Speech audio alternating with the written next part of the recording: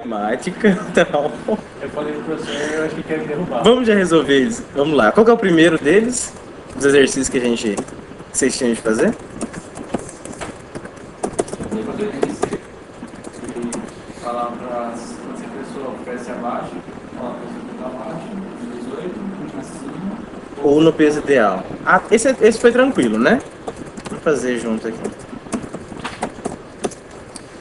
Então, no primeiro exercício, o usuário vai informar o peso e a altura dele.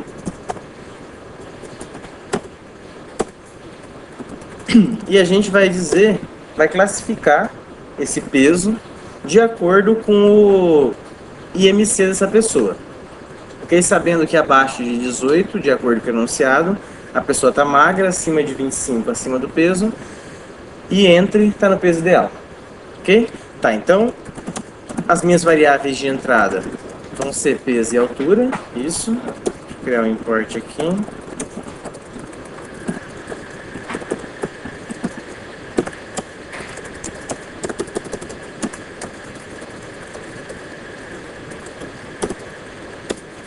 E aí vou pedir, digite a altura.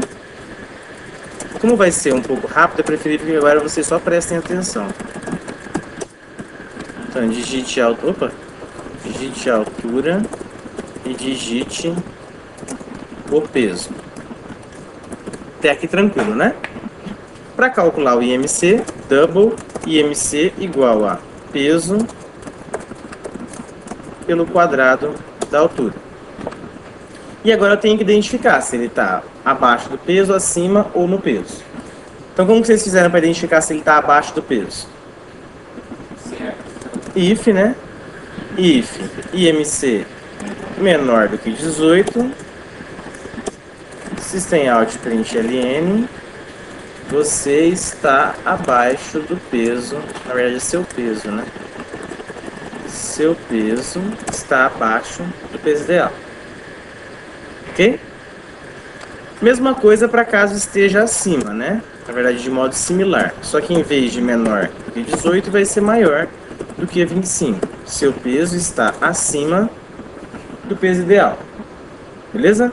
E para eu considerar se ele está no peso ideal. Maior ou igual a 18 e IMC menor ou igual a 25. Ok? Então aqui seu peso está ideal. Facinho, né? Beleza? Segundo, não precisa compilar e executar não, né? Pra gente adiantar. Segundo, qual que era o enunciado dele? Eu vou falar no número de horas extras e sem hora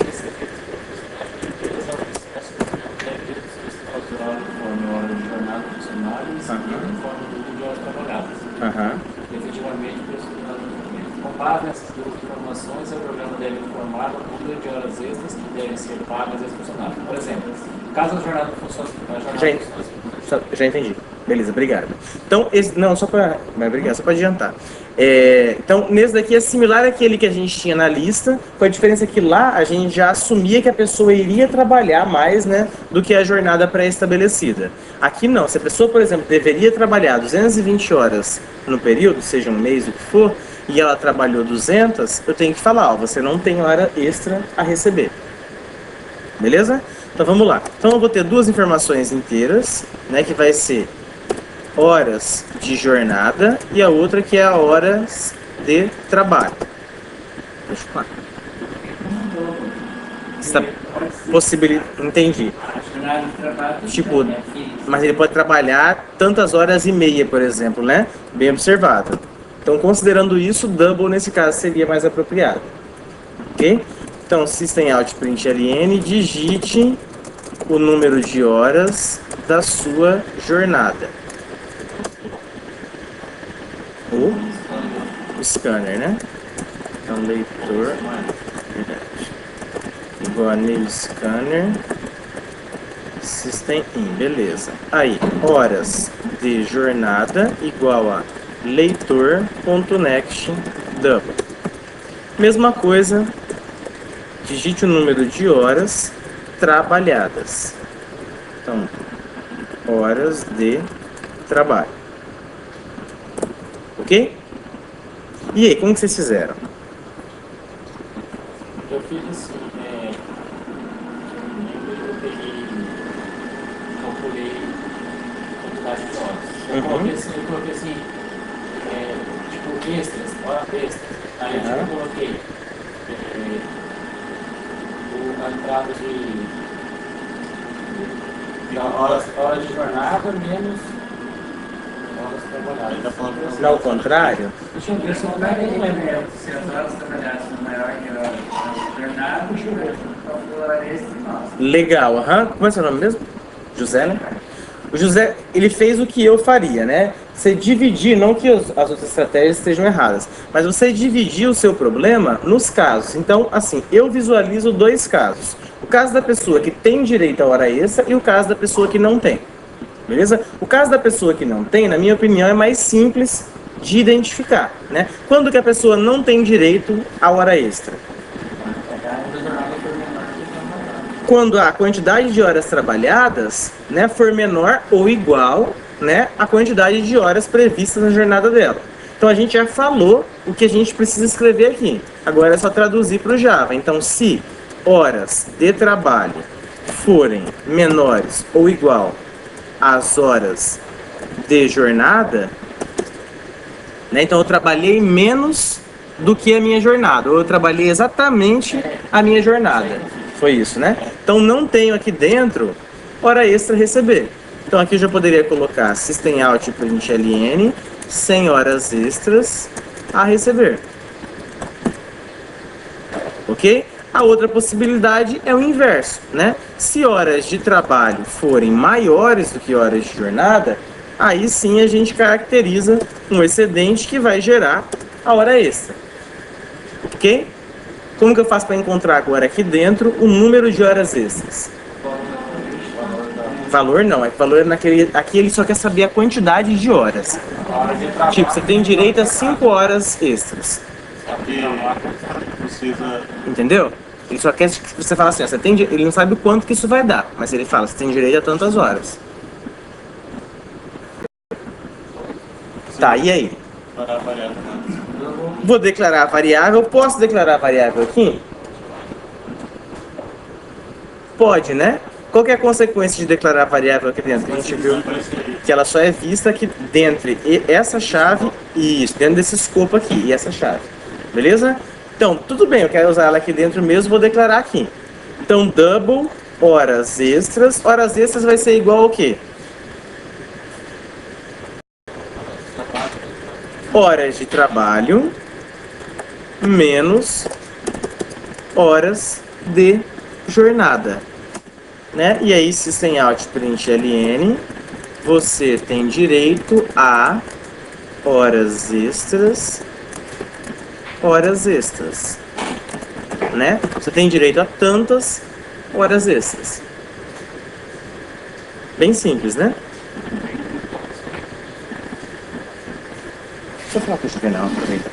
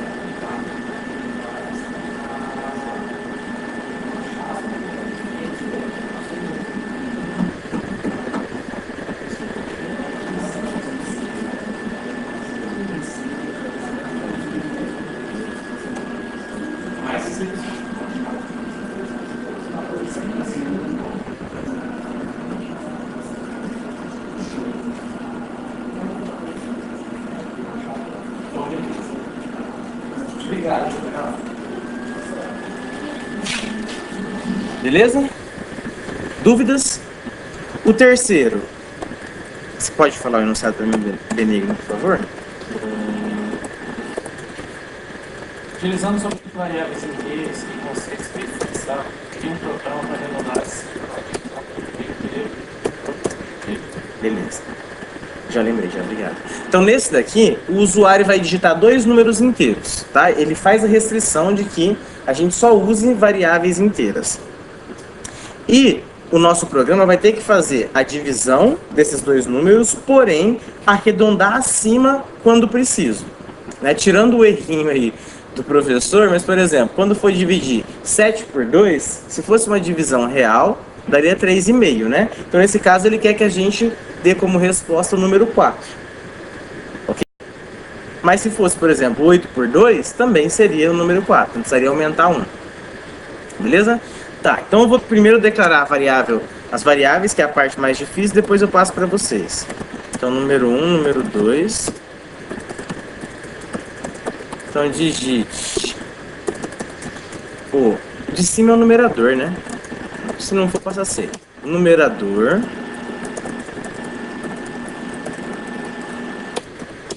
e o de baixo, denominador.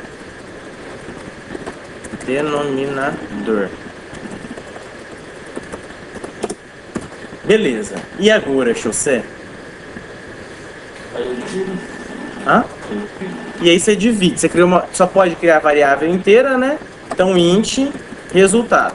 Beleza? Resultado vai ser o quê? Número 1 barra número 2. Systemout.println resultado. É isso? Só que não, né? Vamos só ver o porquê que não é. Só que deixa minha máquina aí no tempo dela. Peraí que ela tá meio capenga.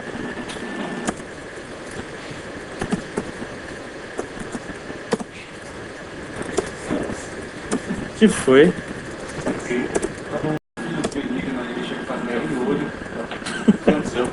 Então, ó, exercício 3, beleza. Se eu colocar aqui 7 e 2, ele respondeu 3. Por que que ele respondeu 3? Não, ele pega o primeiro. Não, ele só pega o valor inteiro, só o valor inteiro. Mas por que que ele só pega o valor inteiro? Variável. Porque essa variável resultado está inteira? Então, se eu mudar aqui para double, ele vai mostrar 3,5, né? Não ou vai? Quem acha que vai aparecer 3,5 com a alteração de double? 3,5, né? Não. Não, é aquilo que eu falei na primeira aula. A tal da divisão inteira. A divisão inteira vai fazer você errar na prova. A divisão é a única, acho que é a quarta vez, a divisão é a única que tem 2 comportamentos. Divisão inteira e divisão real. Divisão inteira é quando? É quando os envolvidos na divisão em nada mexe com quem vai receber o resultado. Os envolvidos na divisão são ambos inteiros. Se os dois são ambos inteiros, divisão inteira. Qualquer outro caso, divisão real. Então, número 1 foi declarado como inteiro, então ele vai ver como inteiro. Número 2, declarado como inteiro. Inteiro dividindo inteiro, divisão inteira. Independentemente de para onde vai esse resultado. Beleza? Então, de qualquer forma, não resolveria, mesmo que essa alteração resolvesse, não pode utilizar double por definição do enunciado.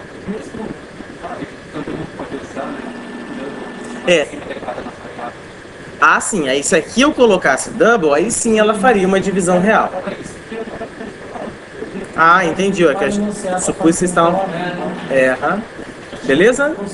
E agora? Não pode, mas a gente tem que dar a solução para esse negócio aí. Como é que vocês fizeram? Eu tenho que saber se a divisão vai ter resto ou não. Não, mas com base no que a gente sabe. De fato, os mod a gente vai ver agora, vai ficar mais fácil. Mas a conta. Não é que eles falam. Então vamos lá, e aí? Eu coloquei resto, ele é igual a primeiro número. Resto é igual a número 1 menos...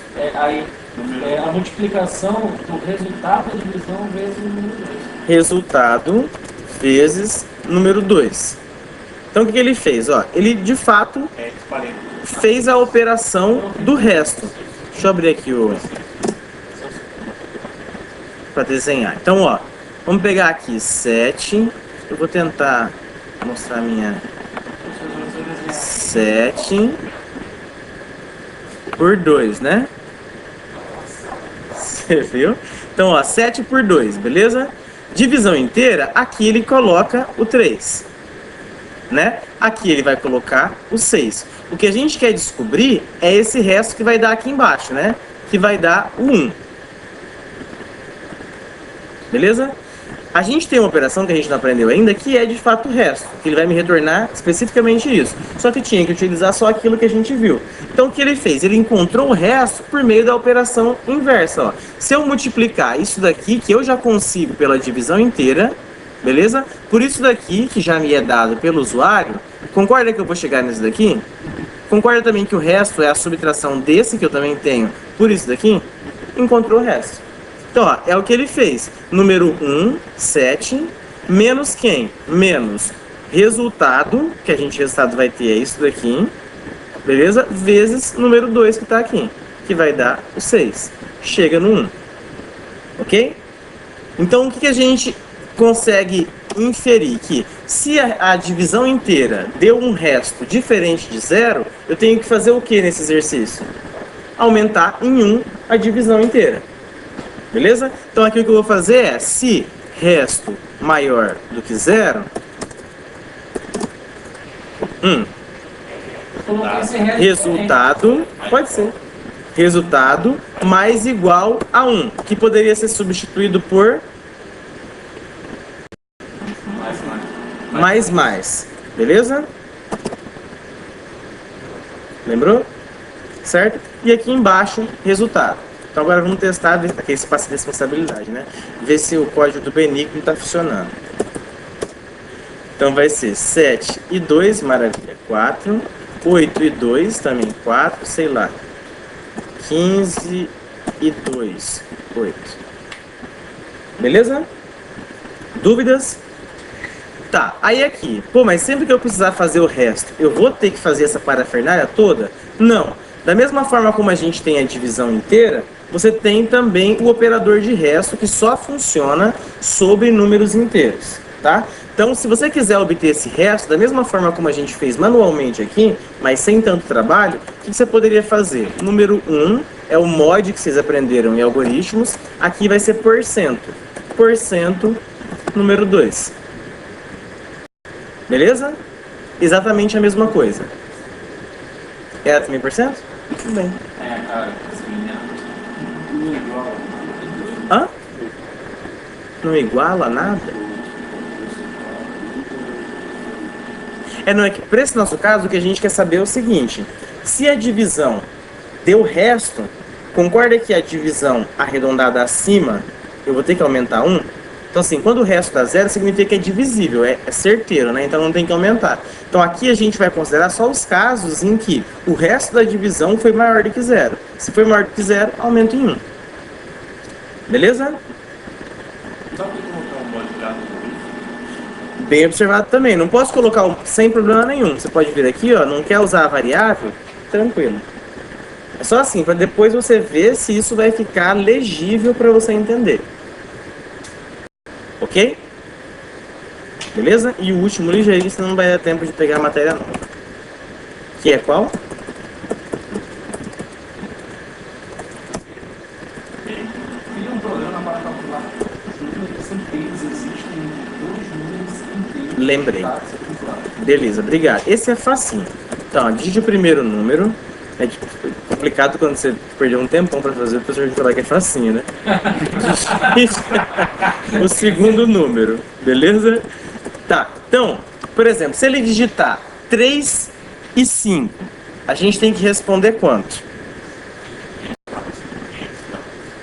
Né? Se eu digitar 3 e 5, ele tem que responder 3, né? Porque é o 3, o 4 e o 5. Só lembrando, o objetivo do exercício não é mostrar quais são os números, tá? O objetivo é para mostrar quantos. Beleza? Tá, então, ó. Se ele sempre digitar na ordem 3, o menor, e depois o maior, 5, como que vocês resolveriam isso? Subtrairia o maior, né? Na verdade, o menor do maior, né? Colocaria maior menos menor, beleza? Isso é a resposta? Mais 1, né? Porque 3 e 5 daria 2 mais 1, 3. Beleza? O nosso problema, não entendeu? Arthur, não? Ó, quantos números existem entre o 4 e o 7? 4 e 7? Entre o 4 e o 7. 6. Não seria 5 e 6? Ah, não, é que o enunciado faz sentido, mas o enunciado, ele inclui também as extremidades. Tá, então é 4, 5, 6 e 7, né? Beleza? Tá. Você concorda que com uma operação de subtração, você quer saber quantos? 4. Você concorda que com uma operação de subtração, eu consigo, sabendo o maior e o menor, chegar nesses 4? Subtraindo o maior pelo menor. Então eu tenho 7, beleza? O menor, 4. 7 menos 4, 3. Aumento 1, 4. Né? A mesma coisa que a gente tinha feito anteriormente. Entre o 3 e o 5, a gente tem quantos números? Tem o 3, o 4 e o 5, né? 5 menos 3, 2 mais 1, 3. Beleza? Então, se a gente tivesse a garantia de que o usuário vai digitar primeiro o menor, depois o maior, ou o contrário, sem problema nenhum, eu estabeleceria uma subtração e fechou. Ok? O problema aqui é que se o usuário digitar 3 e 5, tem que aparecer 3. Se ele digitar 5 e 3, também tem que aparecer 3. Beleza? Eu fiz assim, eu coloquei 3C, né? Eita! 3. Porque o senhor pede também que se eu colocar 5 e 5, Aham. eu tenho que falar que tem 5. E tem 1. Certo. Aí eu fiz 3C. Ah. 1. Se o número 1 for maior que o número 2, Certo. aí o intervalo vai ser igual a 1 menos N2 mais 1. Aham. Aí, se o N1 for menor que o N2, o intervalo vai ser N2 menos N1 mais 1. Uhum. Aí, só que se N1 for igual a N2, o intervalo é igual a 1. Certo. Faz sentido. Mas eu digo pra vocês que dá pra resolver isso com um if só. Como que vocês fariam? Mas sem usar conectivo ainda. Faz sentido um outro. Mas sem usar conectivo. Vamos lá. Ó. Se eu colocasse assim, ó. Resultado é igual a número 1 menos número 2. Ok? Vou dar um system out print ln aqui. Resultado. Evidente para vocês que isso aqui está errado, né? Exercício 4, beleza. Java exercício 4. Se ele digitar 3 e 5, faltou mais um aqui, né?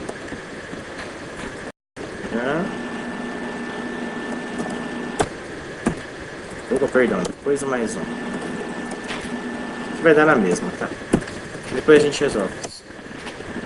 Se ele digitar 5 e 3, beleza, 3 funcionou, né? Se ele digitar 5 e 5, funcionou, beleza? O problema que a gente já viu ali é o contrário, né? O 3 e o 5. Beleza? Arthur. Menos 1. Por que deu menos 1? Né? Porque ele pegou 3 menos 5 menos 2. Né? Menos 2 mais 1, menos 1. Ok? Tá, então assim, 3 e 5, ele deveria dar 2, em vez de dar o menos 2 que ele deu. Ok? Então o que a gente poderia fazer aqui? Ó? Eu poderia, caso eu observe que o resultado, o resultado dessa conta seja negativo, eu inverto ele para o positivo complementar.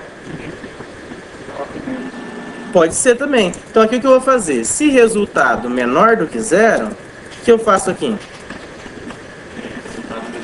Possibilidades. Resultado vezes igual menos 1. Quem não entende? Concorda que matematicamente todo número que você multiplica por menos 1, ele vira o complemento? Complemento é menos 3, 3. 7 menos 7. Beleza? Então o que eu faço? Se eu sei que meu número é menor do que 0, eu vou inverter ele. Então aqui, por exemplo, 3 e 5 vai dar menos 2. Vira 2. Beleza? Outra possibilidade seria eu falar que resultado recebe menos resultado. Beleza? Mesma coisa. Ok? Vou deixar o vezes igual a menos 1, que acho que é mais lembrar. Hã? Recebe menos resultado porque, lembra da operação matemática? Se eu tenho assim, ó, A menos B. Beleza? Se B for negativo, isso aqui vai virar o quê? Ó, de volta. Vamos de volta. Na hora que eu coloco assim, ó, resultado é igual a menos resultado. Concorda que isso aqui é equivalente a 0 menos resultado? Não?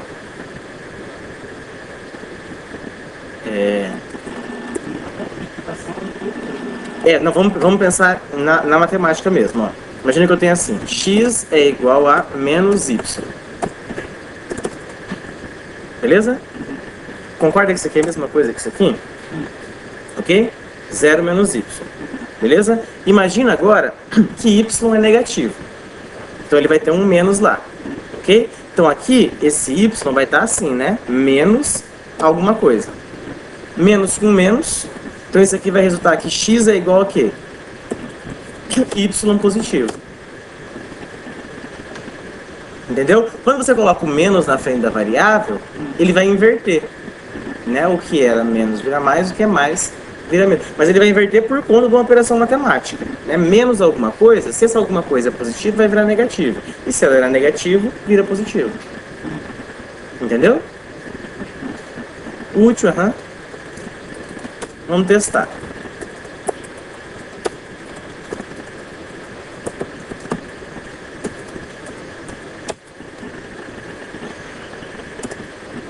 Opa. Então, 3 e 5, 3, 5, 3, 3, 5, 5, 1. Beleza? Certo. Eram só esses, né? Tá. Então vamos seguir, senão não vai dar tempo. Tá. Então a gente viu, até a aula passada, estrutura condicional simples. O que vocês entendem por estrutura condicional simples? É só if, tá?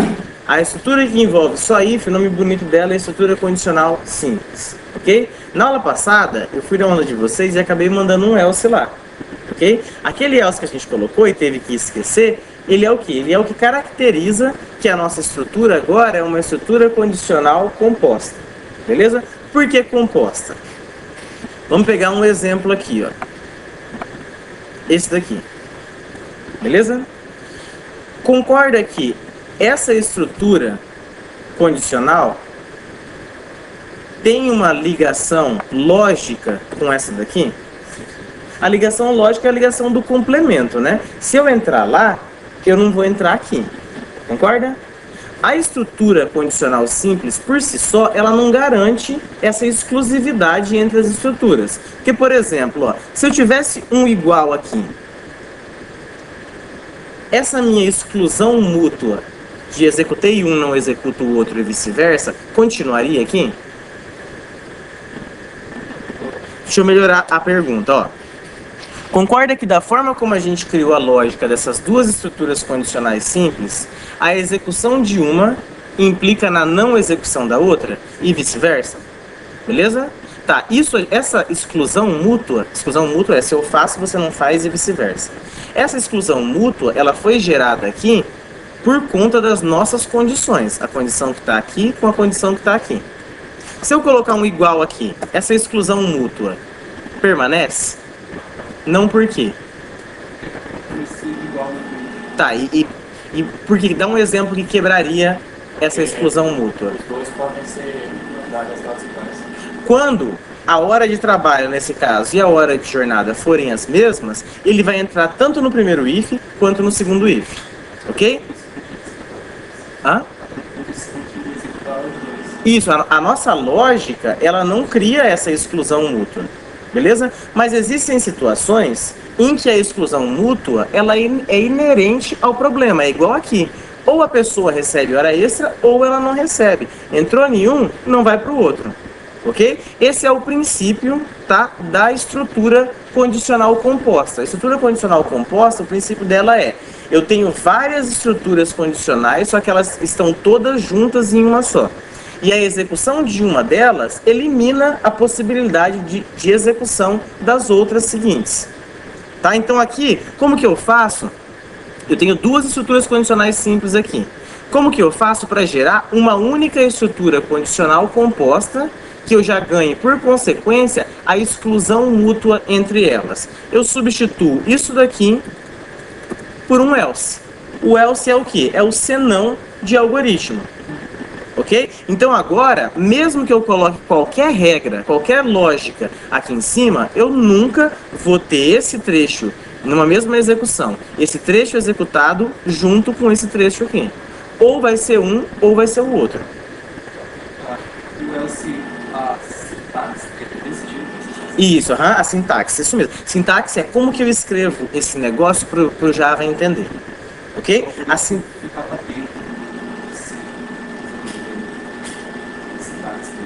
Estranho para mim. Você colocava C, alguma coisa, então.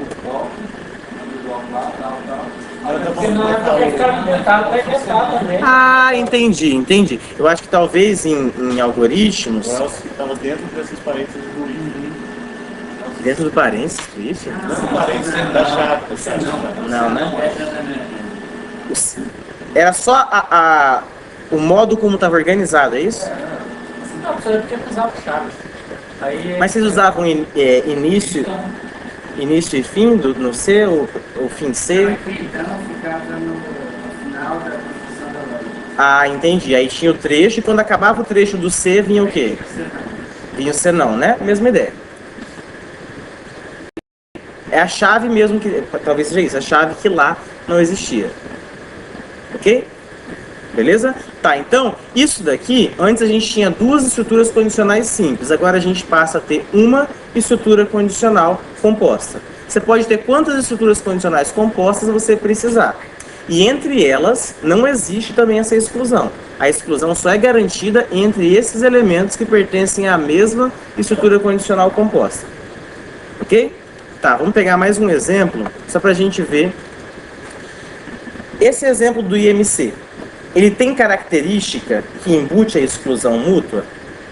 Tem, por quê? Porque não tem como a pessoa estar gorda e estar magra. Né? Ou ela está num lugar ou ela está no outro. Ok? Então é o problema que vai caracterizar quando eu uso uma estrutura ou a outra. Ok? Então aqui o que eu poderia fazer? Ó? Naquele primeiro caso, a gente tem apenas dois casos. Ou é lá ou é cá. Aqui a gente tem três possibilidades. Ok? Se fosse só gordo ou magro, daria para fazer assim, ó, colocar um else aqui, beleza? E já estava resolvido, entrou lá em cima é magro, entrou aqui embaixo é gordo. Só que o nosso caso ele vai um pouco mais além disso. Mas eu quero mesmo assim manter essa exclusividade mútua. O que eu faço? Existe uma outra possibilidade que é eu utilizar o else if, que é similar ao que vocês aprenderam com o senão se. O senão se ele vai garantir o quê? A mesma coisa que o senão estava garantindo, com a diferença é que na hora ele só vai cair aqui embaixo, caso isso daqui não tenha sido satisfeito, beleza? E ele só vai, além disso, ele só vai entrar aqui se essa condição for verdadeira, beleza? O senão se, ele não é obrigatório, tanto que aqui a gente não utilizou, ok? Mas se ele existir, óbvio, ele vai estar depois do if. Sempre o if vai começar as estruturas condicionais. Ok? Que não seja seletiva, que a gente vai aprender depois. Tá, só que aí tem um terceiro caso. Que é caso ele esteja no peso ideal. Ok? Considerando o que a gente aprendeu no exercício anterior, o que vocês fariam? Colocariam um else if aqui? Poderia colocar else if, é isso? Só else seria o suficiente. Por quê? Eu sei que o nosso cenário inclui três situações. Espera aí. Else. Eu sei que o nosso cenário inclui três situações. Sempre a pessoa vai estar em uma dessas três.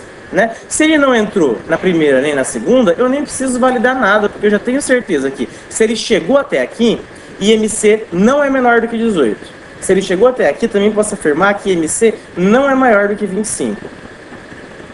Beleza? Se IMC não é menor do que 18, eu posso concluir que ele é o quê?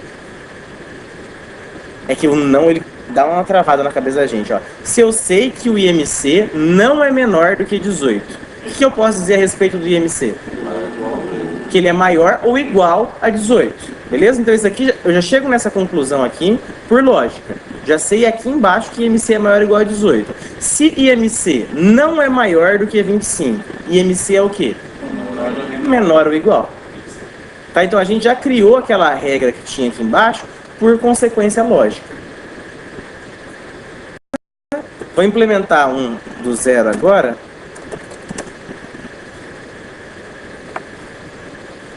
Que é aquele da média que a gente já tinha feito na aula passada. Que também tem essa característica de ter a exclusão mútua.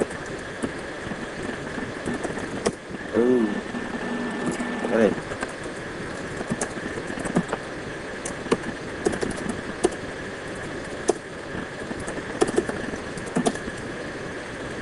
Beleza.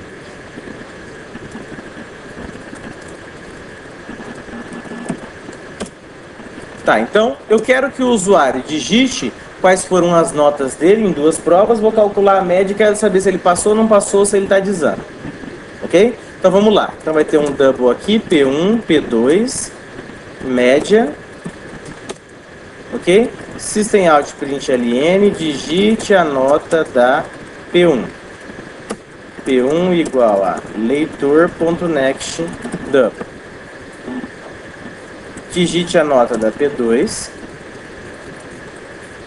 P2. Média é igual a P1 mais P2 dividido por 2. Tranquilinho, né? Beleza? Então vamos lá. Vou pegar o caso mais simples. Quero saber se ele reprovou. A média dele tem que ser menor do que 4. Então, if média menor do que 4, reprovado. Reprovado. E agora? Else if, vamos ver agora se ele está aprovado. Ok? Else if, média maior ou igual a 7. Beleza. Aprovado. E agora? Else. Exame, recuperação, que seja. Oi. Se for igual a 4. Então, ó, vamos ver aqui, ó. Se ele for igual a 4, vamos entender como que o Java faz. Ele vem aqui nessa linha. 4 é menor que 4?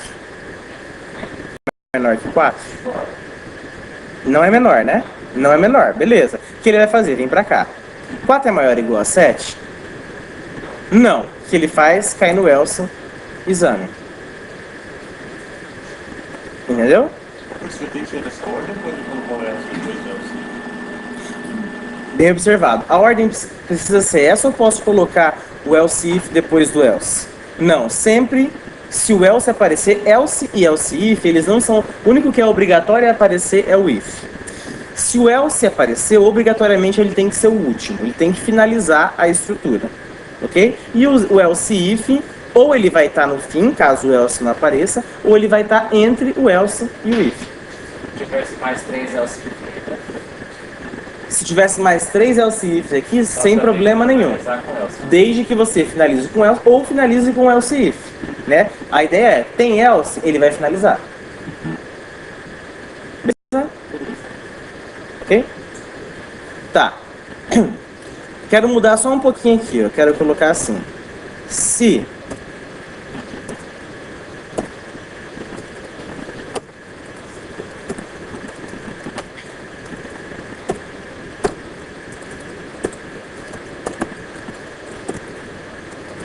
isso aqui tá certo?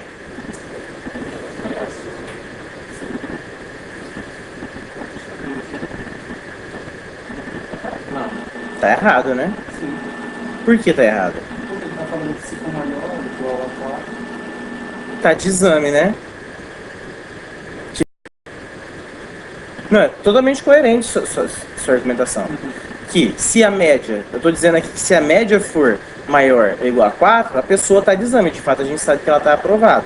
Mas não, isso aqui continua certo por quê? Porque lembra que na estrutura composta, a gente tem a exclusão mútua entre eles. Então imagina assim, por exemplo, vamos pegar uma preocupação sua. Se a pessoa tirar 8, ela vai estar de exame. Não vai estar de exame. Por quê? Porque se ela tiver a média maior ou igual a 8, esse if vai ser executado antes desse else if.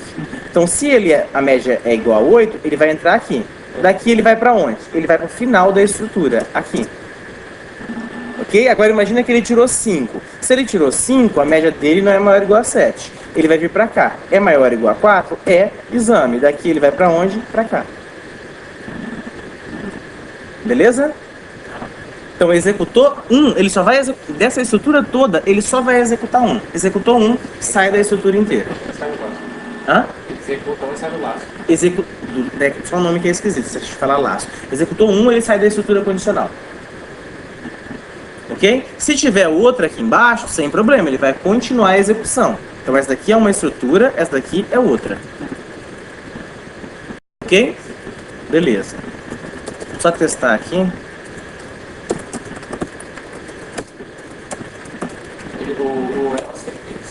Então, por exemplo, o 8 e 9 aprovado, já te respondo.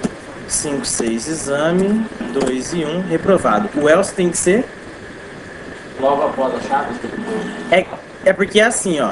Essa chave aqui delimita o if. Só vamos mudar a ordem de apresentação das chaves para ficar um pouco mais visual.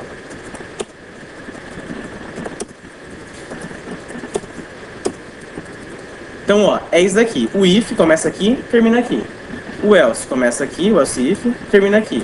O último else começa aqui e termina aqui.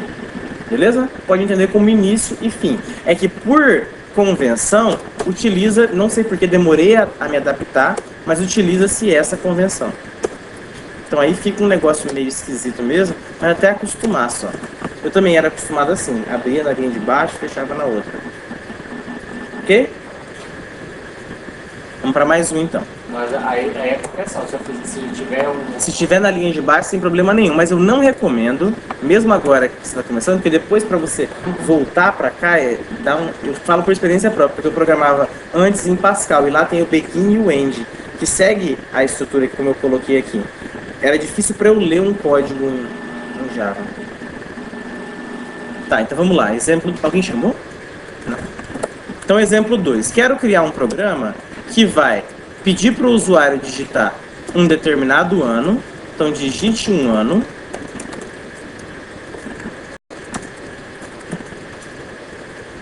E eu quero que o meu programa identifique se esse ano que o usuário digitou é bissexto ou não. Um ano. Então, ano bissexto tem 366 dias em vez de 365. Um ano é bissexto se for divisível por 400 ou se for divisível por 4, porém indivisível por 100. Essa aí é uma loucura. Mas quer dizer o seguinte, ó, se o ano for divisível por 400, basta. Qualquer ano divisível por 400, ele já é bissexto. Ok? Se ele não for divisível... Hã? Sempre que é divisível, é isso, tá? Então, divisível é quando a divisão desse... 2000 é divisível por 400? É divisível, né? Por quê? Porque você consegue fazer uma divisão inteira sem sobrar resto. Entendeu? Então, o primeiro critério é esse. Se ele é divisível por 400, ele é bissexto. Ok?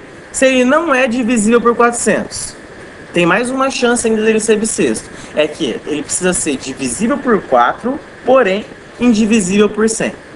Então, vamos lá. Exemplos. 2000 a gente acabou de ver que é bissexto, porque ele é divisível por 400. Beleza? 2004 é bissexto?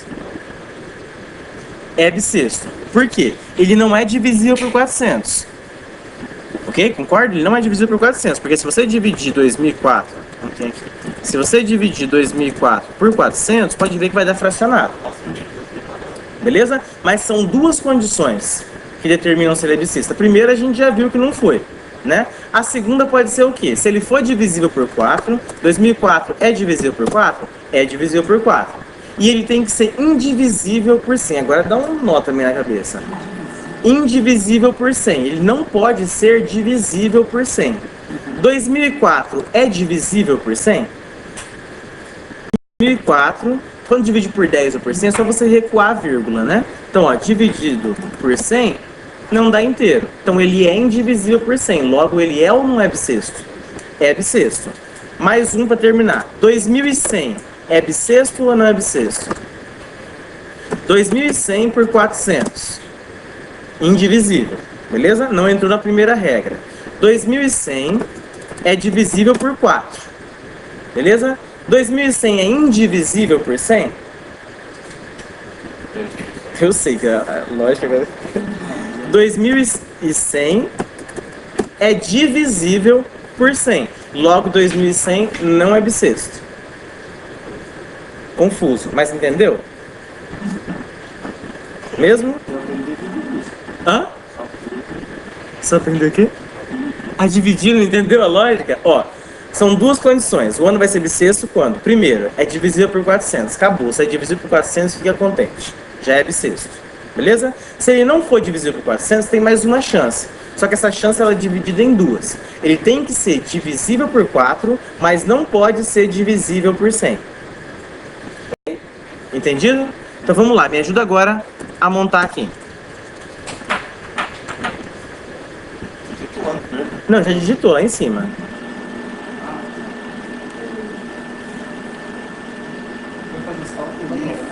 Pode ser. If. Para eu saber se é divisível, todo mundo visualiza que um número é divisível pelo outro quando o resto da divisão do primeiro pelo segundo é zero? Beleza? Tá. Então, o que eu tenho que fazer? Eu vou ter que verificar o resto da divisão de ano, nesse primeiro caso, por quanto? Por 400. Então, eu sei que se ano for divisível por 400, fechou. Ok? Então, se ano mod 400 igual a zero, tá? É bem como uma pessoa botar assim, ó, se ano mod 400. Aqui pro Java ele não entende nada. Porque ano mod 400 é igual se eu colocasse assim, ó, se ano mais 400. O Java tá fazendo alguma operação lógica aqui? Não, ele vai somar as duas coisas. Ele fala, tá, o que eu faço com isso? Eu preciso de um verdadeiro ou falso. Ok? Então, se ano mod 400 igual a zero. Ok? Sei que ele é divisível por 400. Logo, já consigo falar aqui, ó, ano bissexto.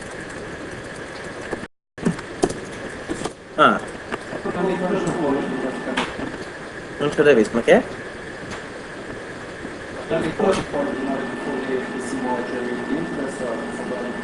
Dentro do if. Isso vai de cada um. Mas assim, seria totalmente legítimo, da mesma forma, eu colocar aqui uma variável auxiliar chamada resto. Resto é igual a isso daqui, e lá embaixo eu coloco o resto.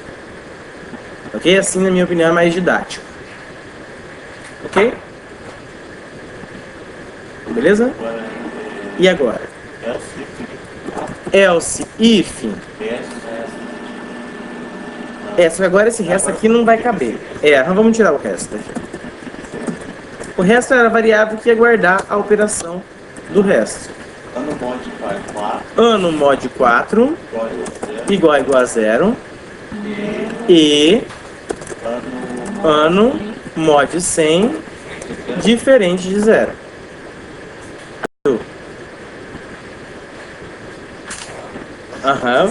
Vamos lá. Então, se ele entrar aqui, quando você pensa, eu vou continuar. Ano bissexto. Entendeu? Beleza? E agora, else, ano não bissexto. Ok?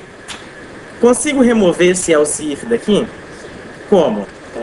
Coloco um ou lá em cima. Então, pego isso aqui tudo. Ok? Ou também é sua preferência. Ok? Equivalente. Pipe. Escreve pipe, lesse, pipe. Beleza?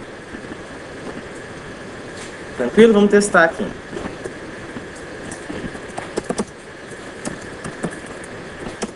Opa. Então, 2000, beleza, bissexto. 2004, bissexto. 2100, né?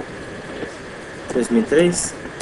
Não, bissexto. 2100. Porque é de 4 em 4 anos, não bissexto 2000 e 2004, é 2003 não vai ser. É de 4 em 4 e menos de 100 em 100. Ele vai aumentar. De 4 em 4 vai ter. Na hora que chega o 100, aí não é mais. Então, tipo, vai até 2096, né? Aí 2100 para. Aí 2004 volta. 1996? Mas, oi. Bissexto, tá? Beleza? Tranquilo? Terceiro.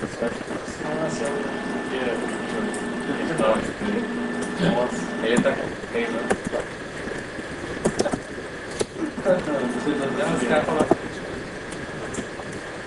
Então vamos lá. Terceiro exemplo. O terceiro exemplo é praticamente igual ao primeiro. Eu quero calcular se a pessoa passou ou não passou com base na média dele, ok? Só que assim, ó. Agora eu quero que a pessoa comece a ficar mais chata à medida que ela vai aprendendo as coisas, né? Se a pessoa no exemplo 1 viesse aqui e digitasse, por exemplo, 60 e 0. Beleza? A gente sabe que 60 é válido? No nosso cenário não, né? Nota vai de 0 a 10. Eu não quero. Eu só quero que ele peça a segunda nota, caso a primeira que ele tenha digitado seja válida. Okay? Vamos por partes. Eu quero fazer assim, ó. Que ele digita a primeira nota. Se a nota que ele digitou tá errada, não é uma nota válida, já manda uma mensagem para ele. Beleza? Então vamos lá.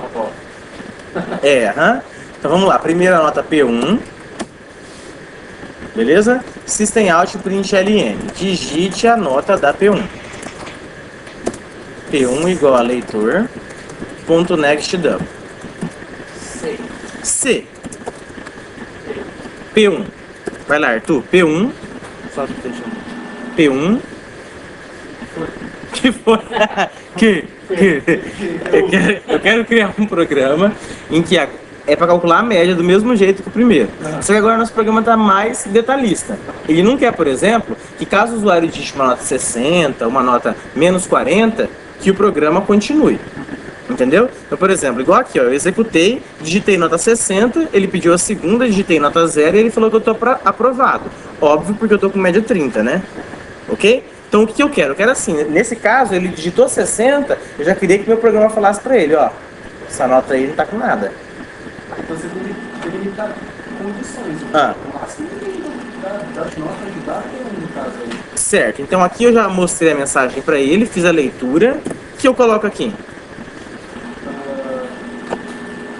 A prova não vale. Vai ser igual ao nosso critério, de 0 a 10. Isso. Se tem um for maior que 0? Você quer classificar se está válida ou inválida? Válida? Válida. Tá, beleza. Eu não vou te dar dica, eu só quero saber o que você quer fazer. Então, se P1 maior que 0, 0 não é nota válida? Né? É válida. Então, maior ou igual. Beleza? E P1, né? Menor ou igual a 10. Tranquilo para todo mundo, né? Então aqui dentro ele digitou uma P1 válida. Se ele cair aqui no else, Não precisa ter nada dentro do lado do if. de fato geralmente tem, né? Mas por enquanto vamos deixar ele lá esperando um pouquinho. Aqui de fato eu vou ler o segundo número, né? P2 system out print ln. Opa, print ln, digite a nota da P2, P2 igual a leitor next double, beleza? E se ele cair no else? Vamos por partes. System out print ln, beleza? Nota da P1. Nota da P1 não é válida. Isso. Eu sei que não está pronto, mas vamos testar parcialmente para ver se o nosso negócio está indo no caminho. Então, beleza, o usuário foi lá e digitou uma nota inválida, 60. Beleza, já encerrou o programa, que é o que a gente queria, né? Aí ele foi agora e digitou uma nota válida, 5, digita a nota da P2. Beleza, ele vai e digita 60. Ok? Eu tenho que fazer a mesma coisa agora. Eu quero que ele fale, ó, a nota da P2 está inválida. E agora? Else if aqui? Aqui? Certo. Agora aqui eu coloco um if. É? Então, eu vou traduzir o mesmo coisa do P1. Faz sentido o que você falou, mas qual que é o problema aqui, ó? Se a P1 foi inválida, ele vai cair nesse else. Depois que ele executar essa linha, ele vai para onde? Vai para esse outro if que você criou. Nem teria por que eu validar a P2, sendo que a P1 que ele digitou eu já sei que está errada. Tem um if else depois do if lá. Hã? Tem um if else depois. Tem que ter um else if aqui? Else if assim? Aí embaixo, esse aí vai ser embaixo. Else if aqui. Ai. Mas entenderam o problema, né? Aqui o que a gente teria que fazer... Isso, aham. Aqui para resolver, o que a gente faria? A gente criaria uma estrutura que é chamada de estrutura condicional aninhada. Que é o quê? If dentro de if. Beleza? Você pode ter if dentro de if dentro de else, if dentro de else if dentro de if que está dentro de if, não tem um limite. Tipo assim, eu posso colocar 10 ifs sem problema nenhum. Beleza? É a lógica que você vai criar. Então, sabendo isso, o que eu posso fazer agora? Não, esse else aqui está apropriado aqui, né? Essa nota que ele digitou é inválida, cai aqui e mostra que a P1 não é válida, adiós. Se a nota é válida, ele entrou aqui, concorda? Sim. E agora? Agora eu tenho que validar a segunda. Aonde? Aqui, né? Então, if P2 maior ou igual a 0 e P2 menor ou igual a 10. Aí ele calcula. Aqui dentro, concorda que eu vou ter que calcular a média? Se eu cheguei até aqui, posso afirmar com certeza que a P1 e a P2 são válidas? Pode. Pode por quê? Porque ele só chegou até aqui, embora esse nosso if só tenha validado a P1, ele só vai chegar nesse if caso esse if seja verdadeiro. Porque se esse if não for verdadeiro, Marcos, ele vai pular para cá, ó, ele vai ignorar isso daqui tudo e vai cair aqui, ó. Mas pensando bem que a P2 está entre 0 Aqui, ó. Entendeu? Beleza? Então agora o que eu vou fazer? Vou criar aqui a minha variável média. Média é igual a P1 mais P2 dividido por 2. Não precisa mostrar a média, né? Beleza? Vou só mostrar a média para a gente saber que ele está entrando aqui. Depois a gente ajusta. Se a P2 que ele... Agora vai virar bagunça. Se a P2 que ele digitou não é válida, eu vou ter que dizer para ele. Systemout.println, nota da P2 não é válida. Mas não tem o risco de aparecer nota da P2 não é válida e depois lá embaixo nota da P1 não é válida? Não, por quê? Porque se ele está aqui, é porque ele está dentro desse if aqui. Se ele entrou nesse if, o else não vai ser executado.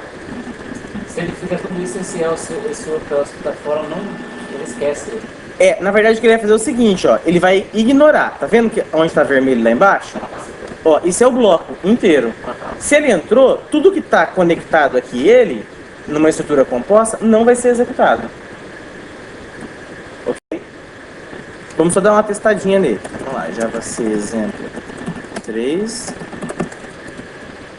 Então, beleza. Primeiro caso, digitou a P1 inválida. Nota P1 inválida. Digitou a P1 válida, digite a P2. Digitou a P2 inválida. Nota P2 inválida. Digitou P1 válida, P2 válida, calculou a média. Só que no nosso caso precisa de mais coisa ainda, né? Ele tem que classificar se passou, se não passou, vai mandar um outro if aqui dentro. Tem problema? Não tem problema. Aí é só copiar o exercício anterior, né? Se média menor do que 4, Sim. Vamos lá, começa a virar bagunça mesmo, ó. Até aqui é o que a gente tinha, beleza? Se ele entrou aqui dentro, é porque ele já está dentro do if da P1, que é válida, caiu agora no if da P2, que é onde eu tô. Então eu já sei que P1 e P2 são válidas. Ok? Tá, o que eu vou fazer agora? Verificar se a média que ele acabou de calcular, se ela corresponde a uma média de aprovação, reprovação ou recuperação. Então, se média menor que 4, a voz está acabando, reprovado. Se não, se média menor do que 7, não quero fazer assim. E aí? Menor do que 7. Menor que 7 Exame, né? Se não, aprovado.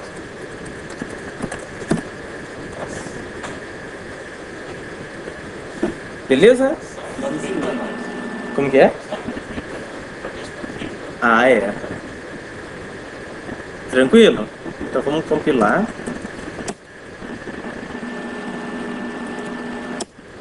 Então analisa, então de volta. 90, beleza. 5, 90. 5, 6, beleza. Calculou, exame.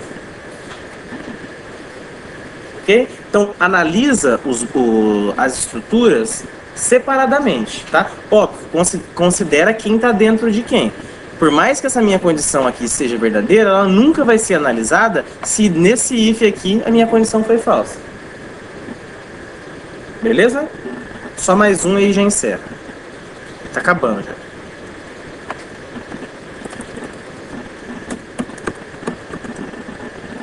Certo. Agora eu quero criar um programa que com if vai ser para vocês. O usuário vai digitar um número, println, digite um número. Tá, pode falar. Ah, tá. E aí, quero que o meu programa classifique ser difícil. Mentira.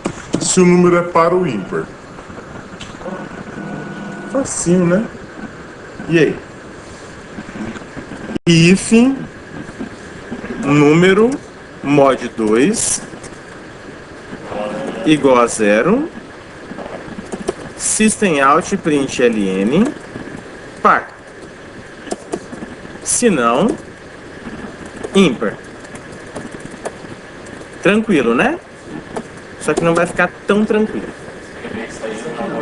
Não, tá certo. Isso aqui tá certo. É da forma como a gente vai fazer, que não vai ficar tão tranquilo.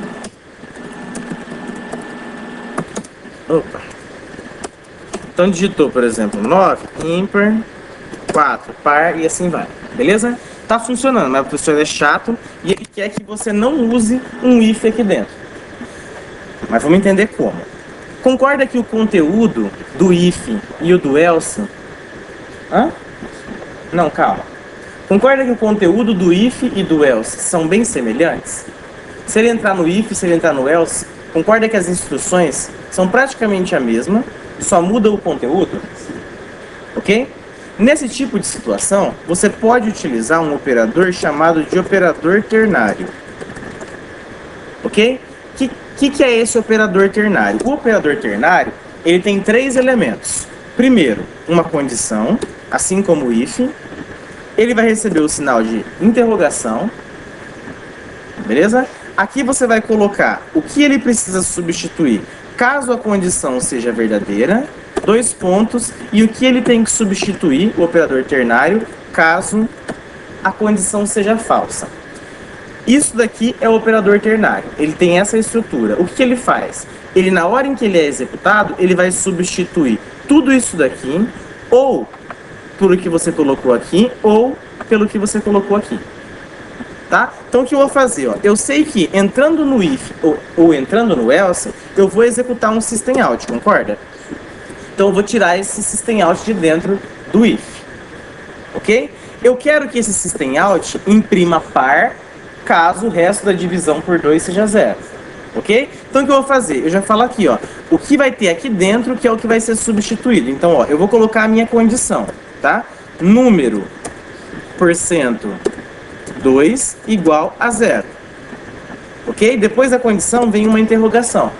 Se essa condição for verdadeira, eu vou substituir tudo pelo texto par. Se não, eu vou substituir pelo texto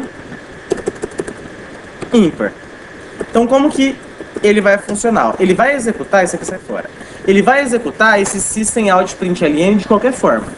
O que ele vai imprimir? Ele vai falar assim, ó, aqui eu tenho um operador ternário. Desse operador ternário, só vai sobrar uma coisa. Ou o trecho de verdadeiro, ou o trecho de falso.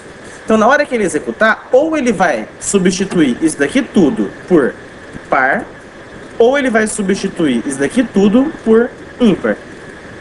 O que vai definir que ele vai substituir por par? Esse daqui sempre é o que ele vai substituir caso a condição seja verdadeira. E o outro, caso a condição seja falsa. Não? Foi? Então aqui, se a gente executar agora, a gente tem a mesma coisa que a gente tinha. Então, ó, Java C. Perdão. Exemplo 4, sei lá, 8 par, 7 ímpar. Sim.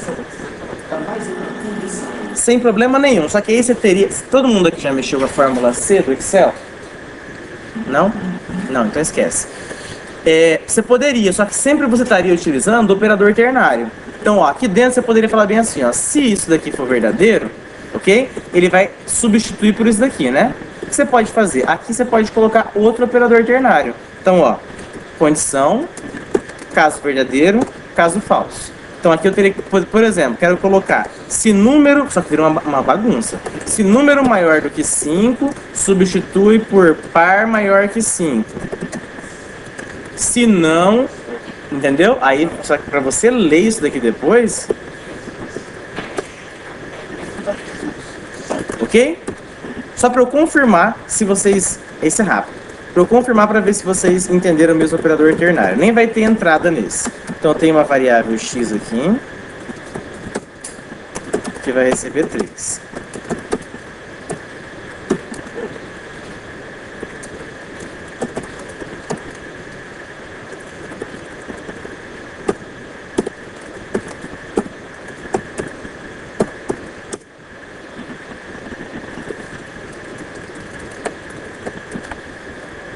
Quanto que vai aparecer lá embaixo?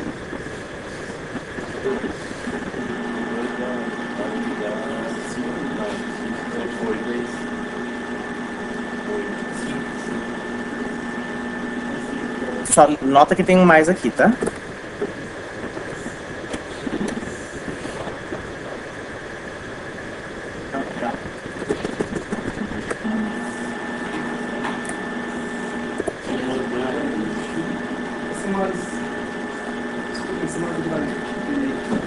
O mais igual aqui, ele não tem relação com o operador ternário, tá? O mais igual é só aquele que a gente já tinha visto, que quando eu tenho uma variável, recebe variável mais alguma coisa, eu posso substituir isso aqui por var mais igual x.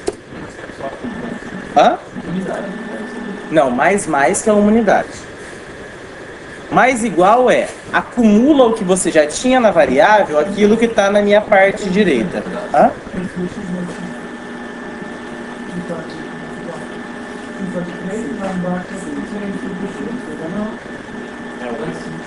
Vai aparecer 3 mais o resultado ali. Quanto vai aparecer aqui embaixo? 6. 6? Ou vai aparecer 6 ou não aparecer. Não, mas nota, ó, que isso daqui, José, isso daqui é uma operação aritmética. Só que, ó, isso daqui tudo é um operador ternário. Então aqui não tem precedência. Entendeu? Botar 8 ou dá 6? Vai ser 3. 3? Botar 8 dá 6. Por que você fala que é 3, Arthur? Cara, pô, Mas se eu estiver errado a conta, vai dar 6. Vai ser 3 mais 3, 3 por 2, Ó, ela já vai começar valendo 3, né? vai receber mais Aí ela vai receber 3 mais... 3. Não, o mais igual já representa que ela vai receber o que ela já tinha mais alguma coisa. Não é lá dentro? Aqui. Vai ser 6. Não, pronto. Ali, por exemplo, se 3 dividido por 2 der o resto por 1, é 5. Vai dar 5. Vai ser 5 mais 3. Senão vai ser 3 mais 3, se for falso. Vai aparecer, ou vai receber 5 mais x. Todo mundo visualiza que a resposta ou vai ser 8 ou vai ser 6? Beleza? Por que ou vai ser 8 ou vai ser 6? Porque isso daqui é um operador ternário. Ele vai ser substituído ou por 5 ou por 3. Se aqui eu tivesse 5, evidente que seria 8. Todo mundo visualiza? Se fosse 3, 6. Ok? Agora o que eu tenho que ver? Em qual deles que ele vai entrar. Aí é só a gente resolver essa expressão. Quanto que é 3 mod 2? 1. Verdadeiro. Logo, quanto aparece aqui embaixo? 5 mais 3. 8, né? Arthur? Foi? Não? De novo. Se aqui tivesse 5, concorda que é 8 lá embaixo? Aquele mais igual não está recebendo a variável mais à frente? Mais igual representa aqui. Coloca dentro dessa variável aquilo que ela já tinha, mais o que eu estou informando. X mais igual a 5 é exatamente a mesma coisa que isso daqui, ó. Ok? Concorda que isso daqui é 8? Se fosse 3, seria quanto? 6, concorda mesmo, né? Tá, então, ó. Concorda que nesse operador ternário, na hora em que ele foi executado, isso daqui tudo vai produzir 5 ou 3? Concorda? O operador ternário sempre ele vai ser substituído ou pela parte verdadeira ou pela parte falsa. Ok? Quando que ele vai ser substituído por esse 5?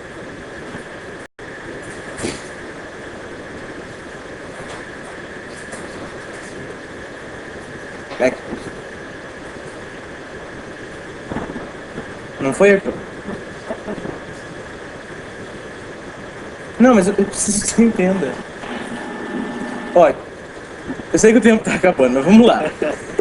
Se aqui tivesse 5, sendo sincero, entende que daria 8? Se fosse 3, entende que daria 6. Ok? Operador ternário, você entendeu que essa expressão inteira, na hora em que ela foi executada, ela vai ser substituída por 5 ou por 3? Né? Porque aqui é a parte verdadeira, aqui é a parte falsa. Quando que ele vai ser substituído por 5 nesse caso? Se essa parte aqui for verdadeira, beleza? Do contrário, substituiria por 3, beleza? Quanto que é 3, que aqui é o x, né? Então a x estava valendo 3, não foi atribuído ainda, então é 3 mod 2. Quanto que é 3 mod 2?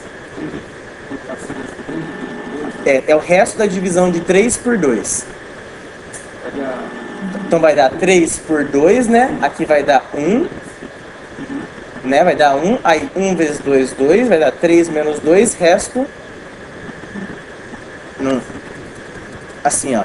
Aqui tá 3. 3 por 2. Ok? Quanto vai dar aqui embaixo? 1, né? Concorda que dá 1? Se der 1, eu não tenho que colocar 2 aqui para fazer a subtração. Quanto que dá o resto? 1, né? 3 menos 2, 1. Ok? Então, ó, resto da divisão de 3 por 2 é 1, concorda? Então isso aqui vai dar verdadeiro. Beleza? Se vai dar verdadeiro, isso vai ser substituído por 5. Então ele estava 3, recebeu além do 3 mais 5, imprime 8. Ok? Só pra gente visualizar.